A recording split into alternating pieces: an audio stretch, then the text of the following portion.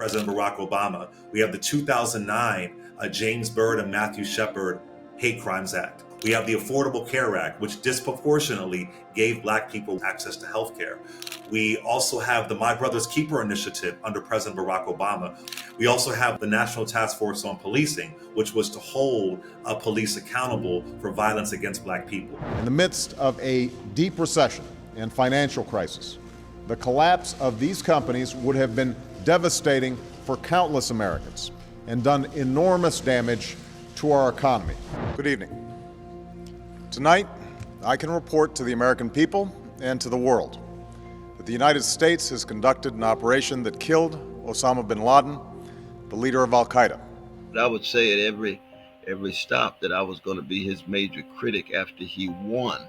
I just felt that it would be historically crucial and symbolic that we could have a Black president who won that might be able to awaken not just Black folk, but progressive folk across the board to talk about poverty.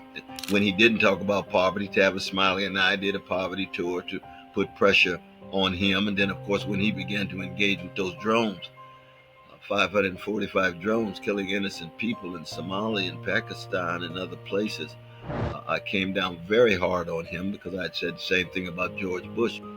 That kind of militarism is something that Martin Luther King Jr. had no patience for. That's part of my legacy as Martin King. It was a cornerstone of the civil rights movement, but now in a split decision by the Supreme Court, a key portion of the Voting Rights Act has been struck down. The late Ruth Bader Ginsburg said it correct in her dissenting opinion to Shelby versus Holder, that getting rid of Section 5 of the Voting Rights Law is like getting rid of your umbrella. The Voting Rights Act passed originally in 1965 on during Johnson's tenure. It was renewed by Nixon, Ford, both Bushes.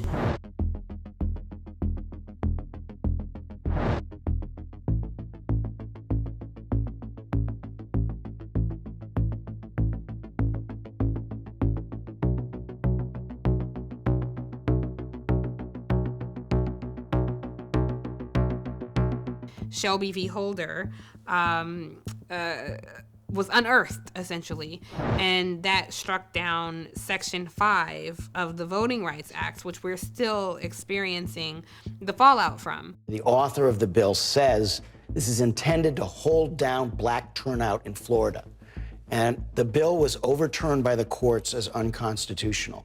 Now, with this new ruling, when it comes up again, if they try to do other things to suppress the vote, we'll probably get away with it. And normally when I talk about voter suppression, it happens really in like 3 different ways. 1 is around creating this culture of fear. He just told us to get the F out of his neighborhood. 2 is around creating laws that seem like they're harmless on the surface, but really they're to put up structural barriers for communities such as ours to make it much more difficult to vote and participate in the process. There's various ways that governments are now trying to suppress the vote.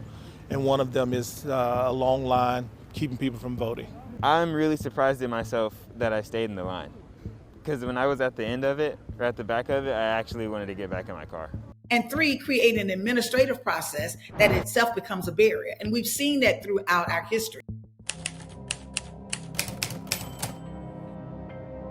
You had been going on for months about President Obama's birth certificate, which was a bit of a red herring, let's face it. There are more important issues to discuss except that if in world politics than Obama's health. Other than the fact that you're not allowed to be president if there was. But would you have asked that? I'm just curious. Would you have asked that question about the birth certificate of a white president? Well, it depends where the person was born. I mean, nobody knew, and still, there are still many questions. He also was going after his transcripts, trying to suggest that President Barack Obama wasn't as intelligent, that he was some sort of affirmative action person.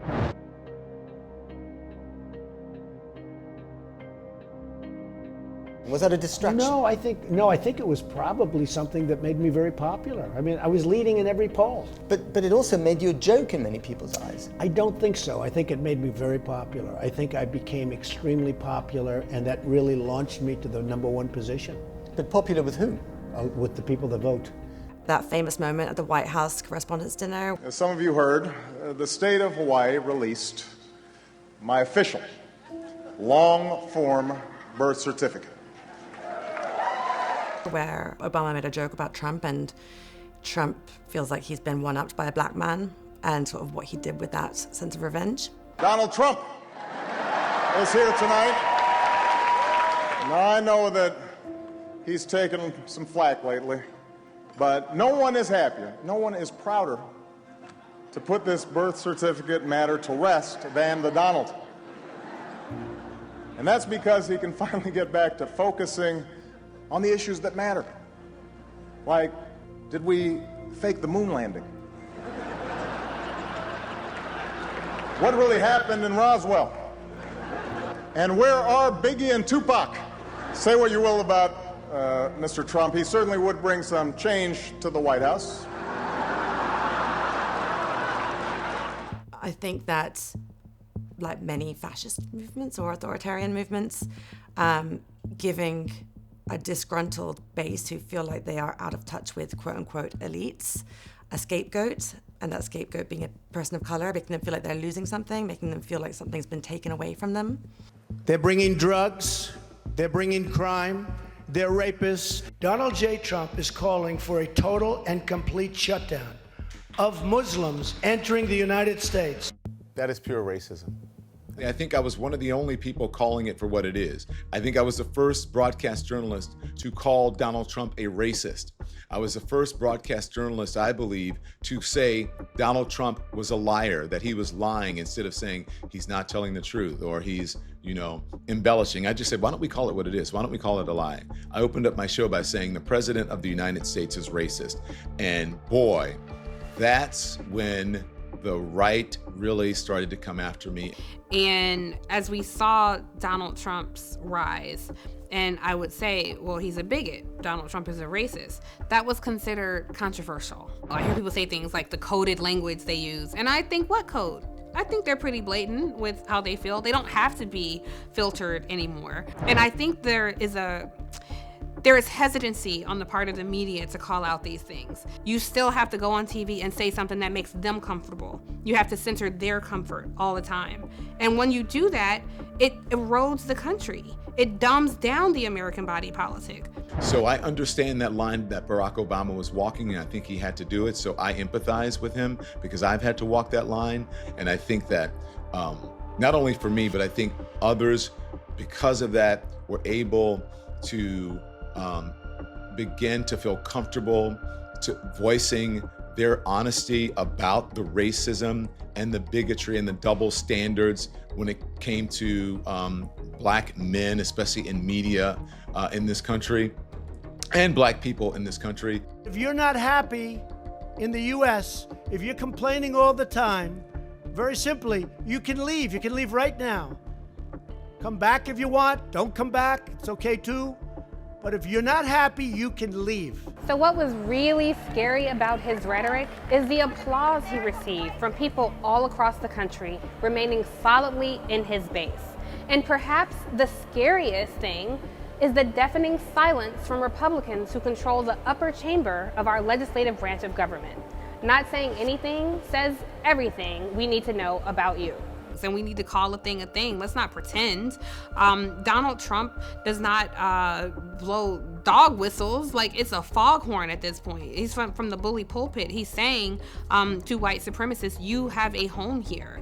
And we have to start calling out those things. You had this neophyte, inexperienced, foul-mouthed womanizer who couldn't ever tell a legitimate truth, running against a woman with enormous experience who had all the political background you needed, and it looked like this was not going to be a problem. In 1968, you had three basic TV networks, and they were basically mainstream networks. You had newspapers, a much greater number of newspapers in the country.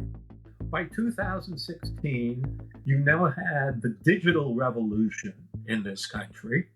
You no longer had three major networks. You now, had cable TV, which had cable channels like Fox TV News And they spoke to particular audiences and really gathering these audiences in ways that had never really been done before. And you could do it easily. People were more inclined to watch Fox News and later MSNBC, if you're on the left, than they were to read the New York Times or the Washington Post. So we had the proliferation, really, of distinct kinds of news. And then social media, the internet. Then we had every person is a journalist. You could go on whatever the platforms that existed. So you could say whatever you want. And you draw an audience of people who thought the way you did. And that created a reinforcement in a way that we never really quite had.